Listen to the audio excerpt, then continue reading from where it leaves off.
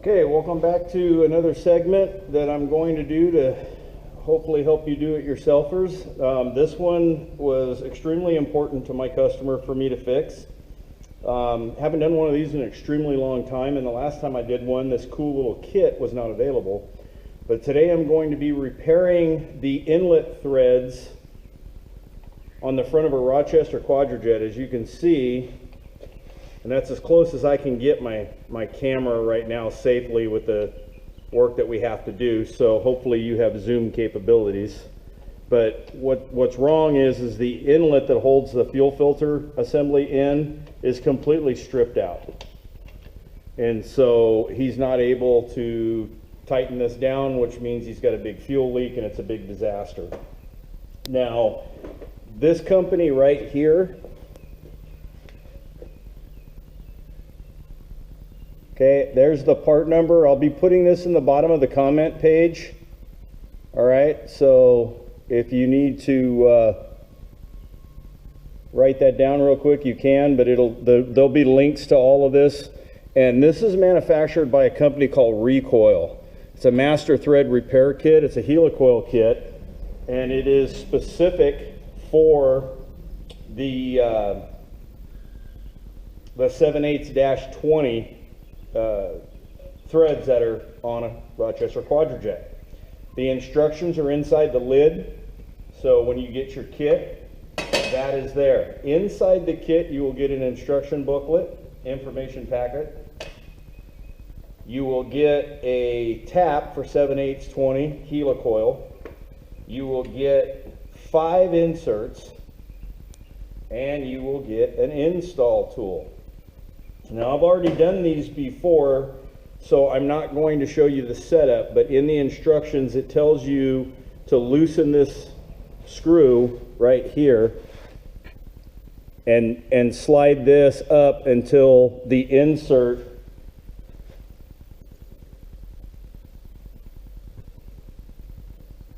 is halfway down the groove, and that's basically where I have it set right now. So you guys hopefully can figure that out when you go to do it. One of the other things that you're going to need is you're going to need a standard screwdriver, unless they put a Torx on your bolt, because you'll be taking a bolt off right here. I use a sharp pair of miniature dikes.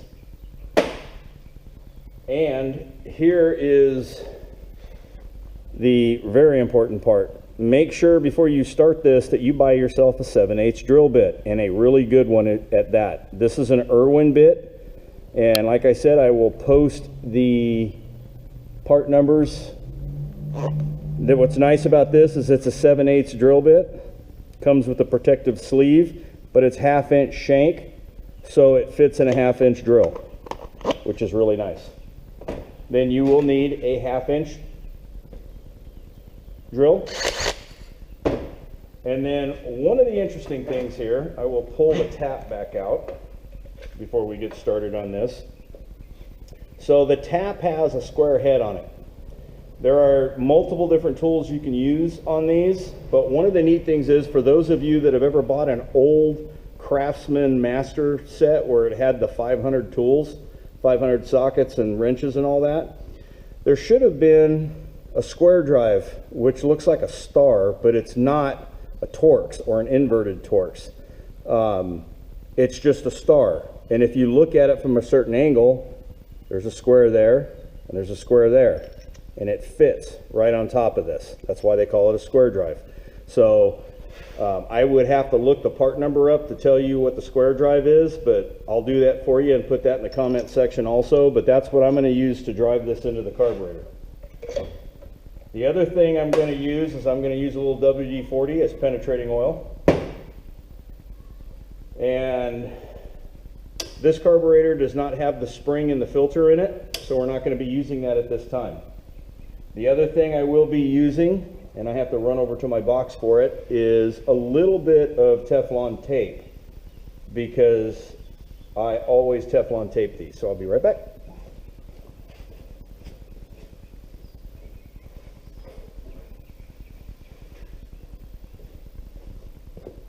Now hopefully you guys have gals and girls, guys and whoever's watching this thing, dogs and cats and monkeys, and whoever wants to learn how to do this, I'll teach everybody, I don't care. Anyway, what I was fumbling to say is that hopefully you guys have a big monitor or you can zoom in, because this is literally as close as I can get you. So the first thing I'm going to do is I am going to take a flashlight and I'm going to look inside this hole and make sure that there's no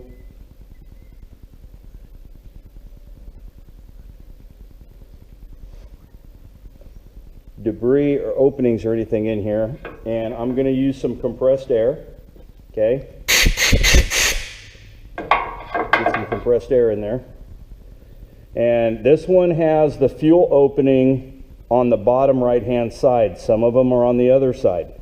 Okay, now if you notice, the threads only go in a little past the 1/2 inch mark, so you're not going to be tapping all the way into the back. You're only going to drill until you hit the end of where those threads are right there, and you'll be able to do that with your eyesight.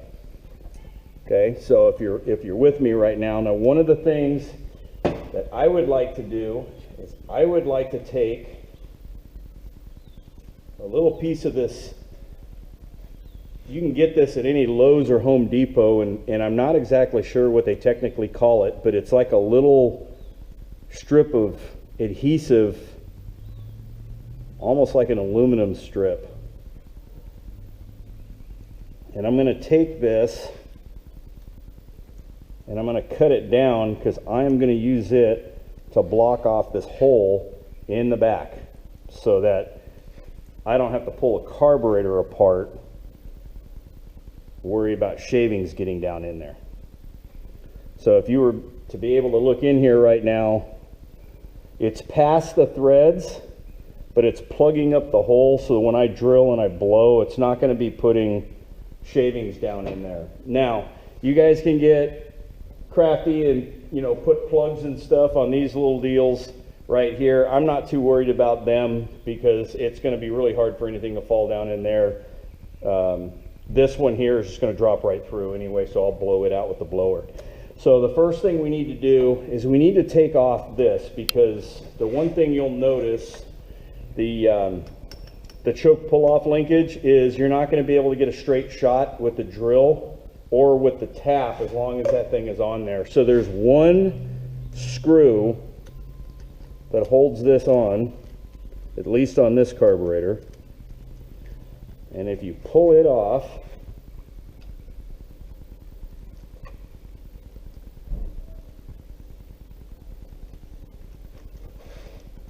which sometimes can be a competency test,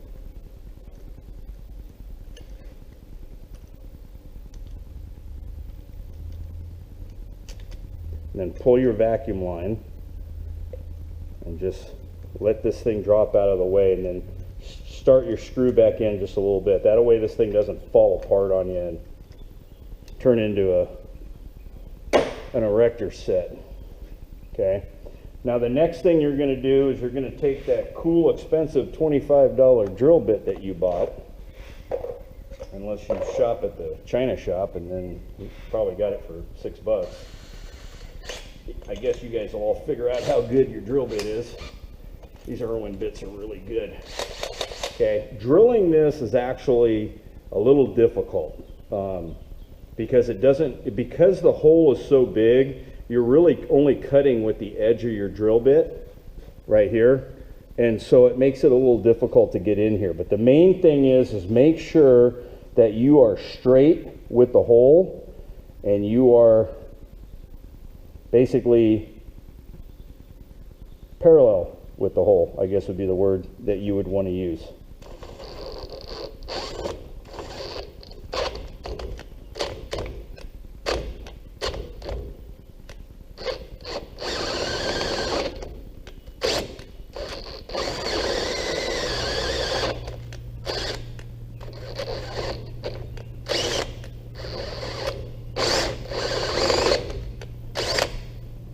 Now you're going to pull the drill bit after you go in a certain amount, and you're just going to check and see how deep you went, because like I said, you just want to go in just a little bit past where the original threads were, and that's where I am right now.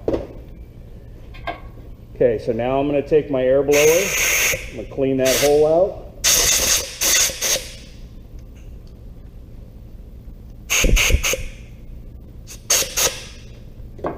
Okay, I'm going to take some penetrating oil and put it all over my tap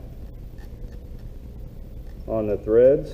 Hopefully this is in, so this is WD-40 is all I'm using for the cutting oil. And this is the most critical part of this. Guys, when you go to tap this thing, make sure this tap is going in straight. So watch your peripheral vision here, your line of sight, whatever you want to call it. And as it goes in, you know, go in about 3 turns and then back off a half a turn just to release the cut.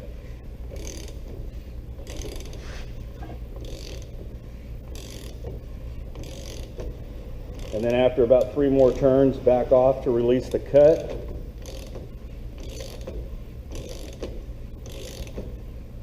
And then I'm looking right now to see, looks like I'm dead level, which is exactly what I want to see.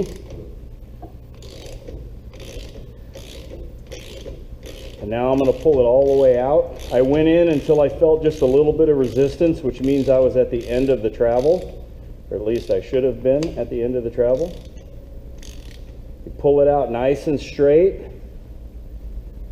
Take your air blower, clean off your bit.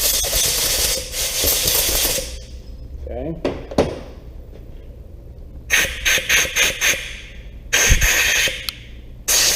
Cover your face so debris doesn't get in there.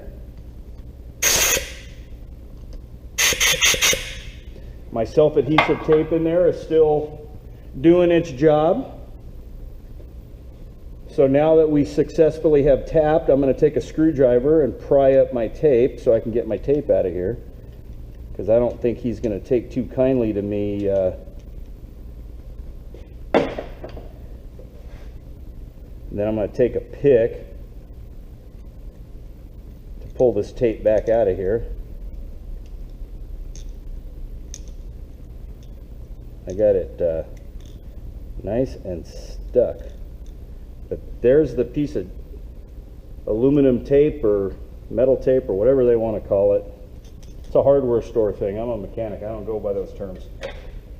Okay, so this is where the fun part is, because this is kind of freaked me out when I first bought this. So I'm going to give you a little heads up. If you take the fuel fitting and you put it in here, it rattles around. So it's almost like it's not the right size. When you put these in, it's going to squeeze the coil smaller, and then this will work. So what you're going to do is you're going to take and you're going to drop this in with this facing the inside of the carburetor. So you're going to be leading with the protrusion. That's the driver. You're going to put this thing on here. You're going to give it a little bit of light pressure, and you're just going to start spinning it until it catches the thread. And then you're going to turn it and continue to turn it until the last thread is about a half a turn in from the end. Okay? Now, for me personally, I think the only thing that Recoil kind of misled is in the book it talks about pulling this out after you did the driver, turning it 90 degrees, and then hitting it sharply and it snaps this thing off. Well, I got news for you. Nearly every time I tried that, all it did was take this, push it to the back, and unthread the inside a thread and a half. And then I'd have to take a pick and pull everything back into shape. So what I do on mine is I take a very sharp pair of dikes and I get up in here as close to the edge as I can.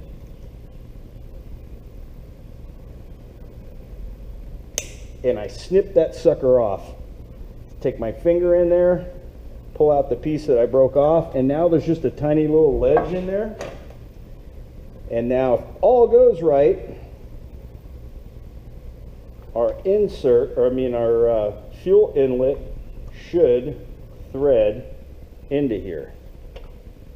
You know, you never know when something's just going to go sideways on you. You just don't.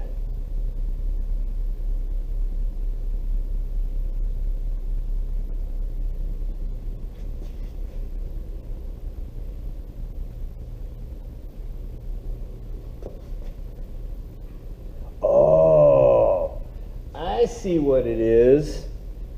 The first thread is trailing where it's supposed to be.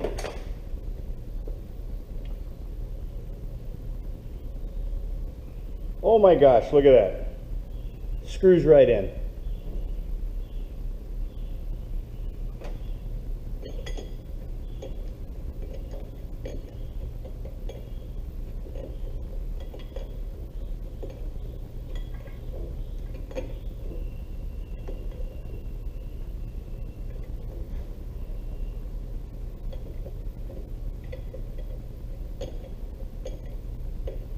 Just have to get it to go past that little piece that we cut off.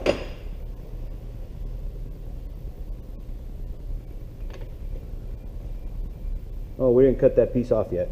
Okay, that's why I didn't want to. I forgot about that. All right. Rookie mistake.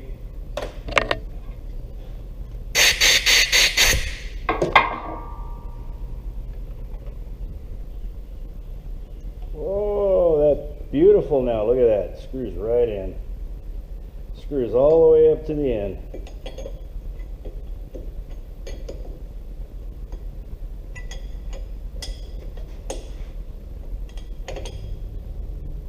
And torque that to about 200 ratty tats, you'd be fine, huh? That's a joke, by the way. Please don't take that seriously.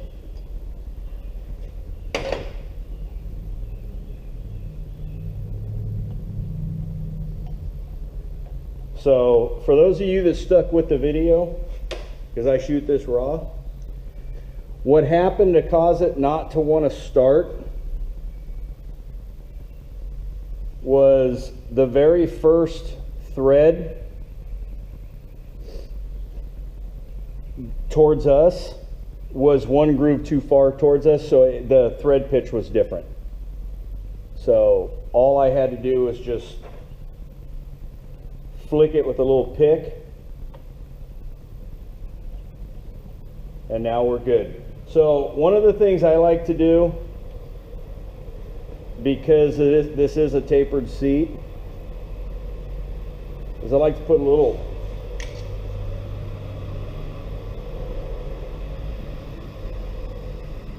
Teflon tape just to give it a little bit of a positive seal.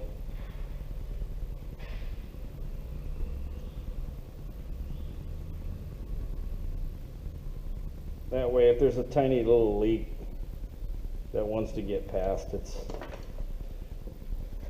not going to do it. If you only give yourself 1.5 winds on the Teflon tape, it won't be so thick that you can't get this thing to go in. So get it to go in.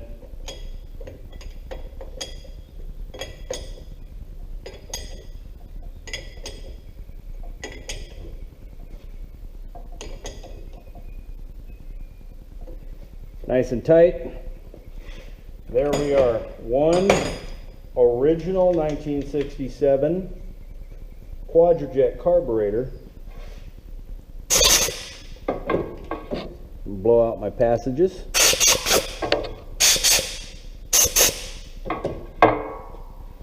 And then I'm going to put my linkage back together, which is a competency test. Especially since this one has this one that has to go in there. Okay. On there, which I can't see in the dark.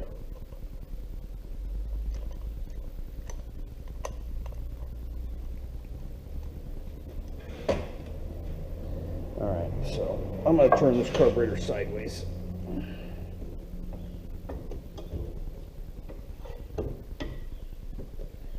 So that this stops falling down on me, because I need that on there, and then I need that to go there.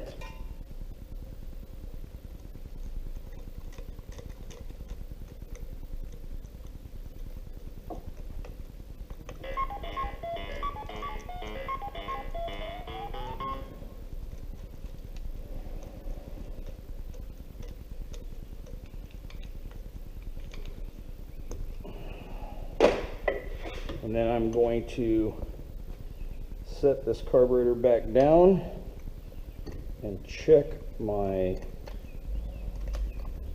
choke position.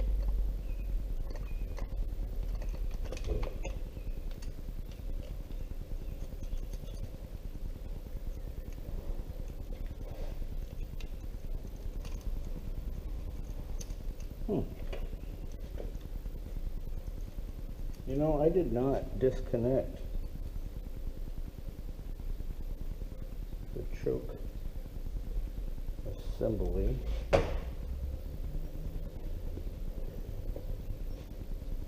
Yes, I did. So, all right. So my part's done on the rethreading. I've got to pull this back off because the choke mechanism fell off when I pulled the plate, so I have to reset that. But you guys don't have to be bored watching me do that. See you on the next video. Like, subscribe to me. There's going to be a link that if this helped you out in any way and you feel so inclined, there's going to be a link in the comment section for you to be able to donate to me through the Square Processing Center, which is secure for your credit card. I'll see you on the next video, and thanks for sticking with me.